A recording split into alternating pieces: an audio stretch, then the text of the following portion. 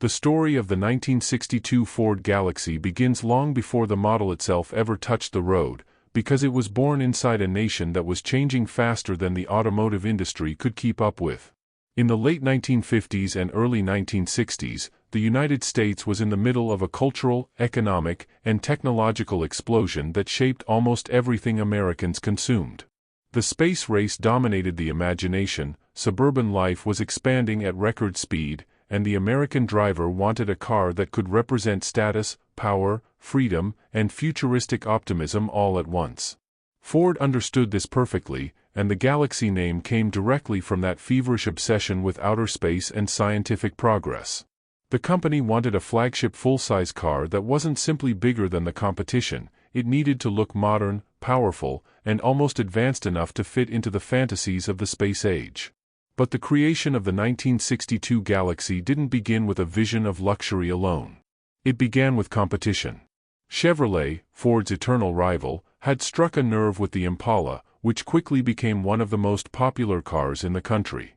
Ford executives realized that to beat Chevrolet, they needed something not only equal in size and quality, but something that captured the cultural mindset more effectively. They had already used the Galaxie name in 1959, but the early versions were still too close to the standard Fairlane bodies to stand out. So the real challenge was developing a platform that could move the Galaxie line into a new era, cleaner lines, better proportions, a stronger frame, and an engine lineup that could satisfy average families as well as horsepower-hungry enthusiasts. By the time the 1962 model year was in development, Ford designers were convinced that the future of American full-size cars should be sleek rather than exaggerated. The tailfins of the 1950s were disappearing from the entire industry, chrome was being reduced, and aerodynamic shapes were beginning to take priority over ornamental excess.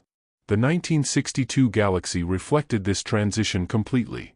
It represented the perfect midpoint between the boldness of the previous decade and the cleaner, more modern shapes that would define the mid-1960s. The car kept some visual presence with its long body and pronounced corners, but it adopted a far more refined and sculpted look than previous models. Inside Ford's design studios, every decision came with tension. On one side were executives pushing for cost efficiency, since the company was looking to improve margins after expensive past experiments. On the other side were designers and engineers who believed that full-size buyers demanded comfort, durability, and performance over economy. The Galaxie was not supposed to be a cheap vehicle, it was meant to feel substantial, capable, and proud. That meant reinforcing the chassis, improving the ride quality, and ensuring that engines were strong enough to move the heavy car with authority. Engineers insisted that the vehicle needed V8 options that were not only powerful but also smooth, because customers in this segment wanted effortless acceleration rather than raw aggressiveness. The 1962 Ford Galaxie ended up being developed as a sophisticated but accessible machine. Ford wanted families to buy it, older drivers to trust it, and younger drivers to admire its potential. That is why the lineup included everything from modest engines to the high-performance 406 cubic inch V8, which would later become famous among racers. Even though most Galaxies were sold with standard engines, Ford knew that halo powertrains were essential for shaping the model's reputation. When car enthusiasts saw a 406-equipped Galaxie tearing down a quarter-mile track, they attached that sense of strength to the entire lineup, even if their own car was much more modest.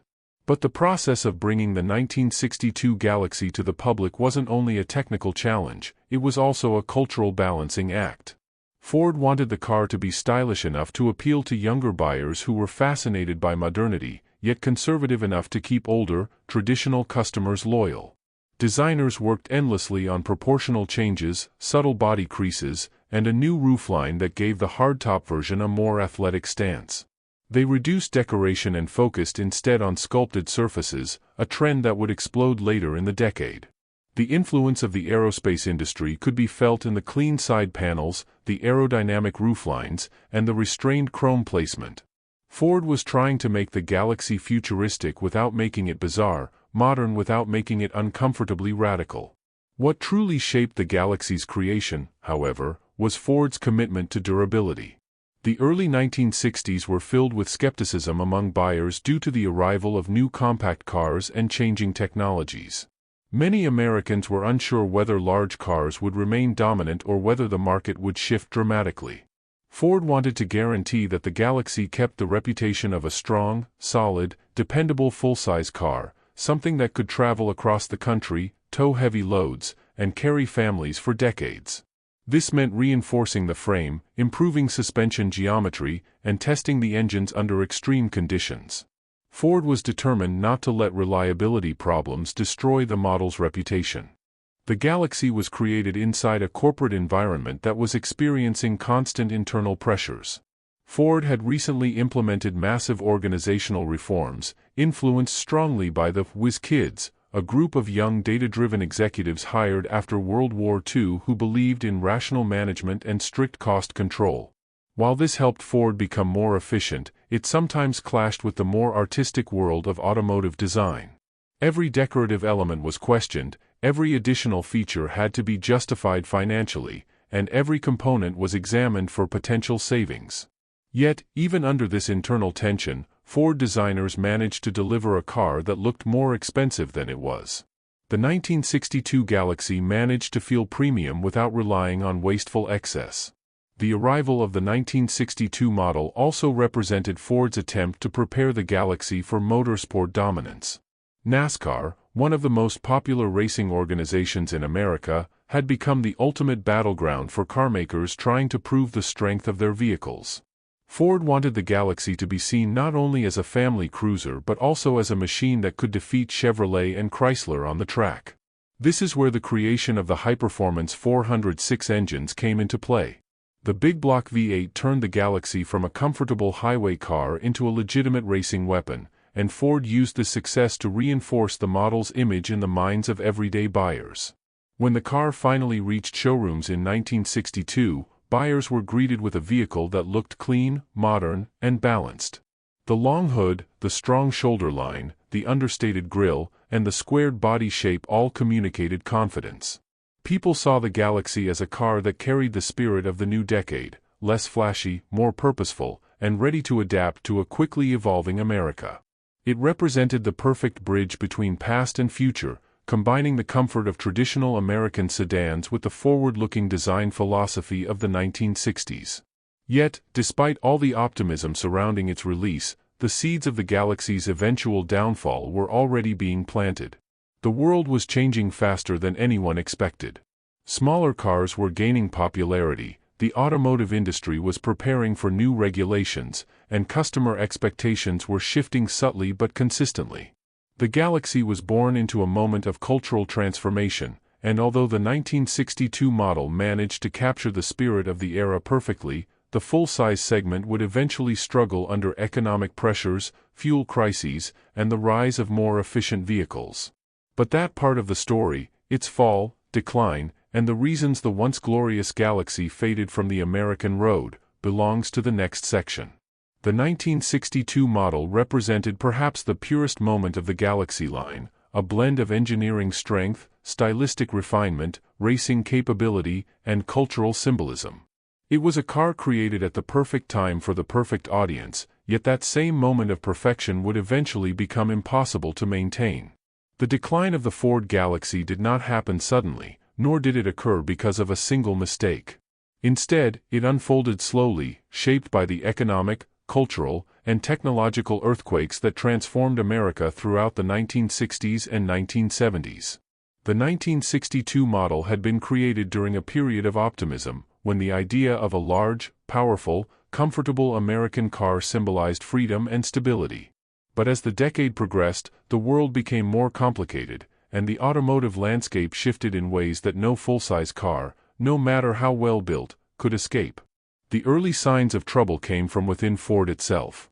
As soon as the company realized that smaller vehicles like the Falcon and the Fairlane were gaining surprising traction among buyers, the corporate strategy began to shift. Younger families were moving toward cars that were easier to park, cheaper to insure, and more fuel-efficient. Even though the Galaxie remained popular for several years, Ford could feel the ground moving beneath it.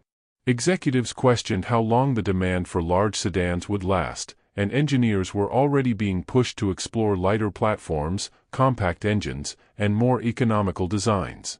While the Galaxie continued to receive updates, it was slowly becoming clear that the priorities of the company and the market were changing. At the same time, government pressure began reshaping the way cars had to be built. Safety regulations emerged that required stronger structures, seat belts, reinforced doors, and improved bumpers. Emissions regulations followed, forcing automakers to alter carburation, compression ratios, and fuel systems. These changes hit full-size cars harder than small ones, because heavy vehicles required more engineering, more materials, and more expensive modifications to meet new standards. The Galaxie, which had once benefited from its solid construction and large dimensions, was suddenly at a disadvantage. Throughout the mid-1960s, the market still supported the Galaxie, especially when Ford introduced more refined variations like the LTD, which added luxury features and premium details. But even these successes came with consequences. The LTD became so popular that it overshadowed the standard Galaxie models, slowly eroding the identity of the line. Buyers began to associate luxury with the LTD badge, not the Galaxie name. Ironically, one of the most successful vehicles Ford created to support the Galaxie ended up overshadowing and ultimately replacing it in the eyes of consumers. Another major contributor to the model's decline was the oil crisis that would erupt a decade later, but its roots were already visible during the 1960s. Gasoline prices were slowly rising, and the American public was becoming increasingly aware of fuel economy. The Galaxie, with its large V8 engines and heavy steel construction, was never designed with efficiency in mind. Even though it offered comfort, presence, and power, its fuel consumption made it less attractive to new generations of buyers who were looking for practical, everyday transportation. The same attributes that made the 1962 model iconic, its size, weight, and engine displacement, became liabilities in a world that was beginning to prioritize efficiency over excess. But the true breaking point arrived in the 1970s. When the oil crisis hit in 1973, the price of gasoline skyrocketed, and the entire American automotive industry experienced a seismic shock. Suddenly, owning a full-size car became financially burdensome for millions of families. Sales plummeted almost overnight, and automakers scrambled to redesign their fleets. Compact and mid-size cars became the new priority, and Ford shifted enormous resources toward models like the Pinto, the Granada, and later the Fox platform vehicles.